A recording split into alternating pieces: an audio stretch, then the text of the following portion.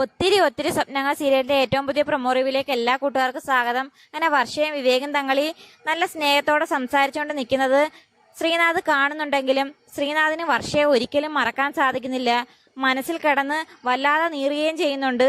തന്റെ വിഷമമെല്ലാം അഭിരാമിയോട് പറയുന്നുണ്ട്. എനിക്ക് എന്തായാലും വർഷയെ നേരിൽ കാണണം, അവളോടൊന്ന് സംസാരിക്കണം. പിന്നീട് ഭാവിയിൽ അതെനിക്കൊരു ദുഃഖമായി തീരാതിരിക്കാൻ അവളോട് സംസാരിക്കേണ്ടത് അനിവാര്യമാണ്.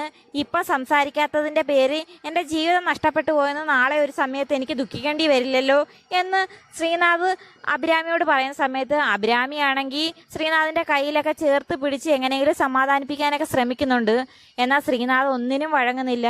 വർഷയെ കണ്ടിട്ടേ അടങ്ങുമെന്ന് ശ്രീനാഥിൻ്റെ വാശിക്ക് അഭിരാമി സമ്മതിച്ചു കൊടുക്കേണ്ട അവസ്ഥ വരുന്നുണ്ട്. തൻ്റെ വിഷമമെല്ലാം നേരെ ചെന്ന് വർഷയോട് പറയുകയും വർഷയെ ചേർത്ത് കെട്ടിപ്പിടിക്കുകയും ചെയ്യുന്നുണ്ട്.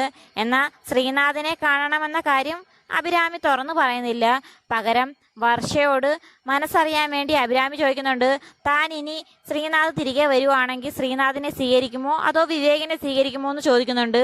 പെട്ടെന്ന് വർഷയുടെ മുഖം വാടുന്നുണ്ട്. അതുപോലെ വർഷ വളരെയധികം വിഷമിക്കുന്നുണ്ട്.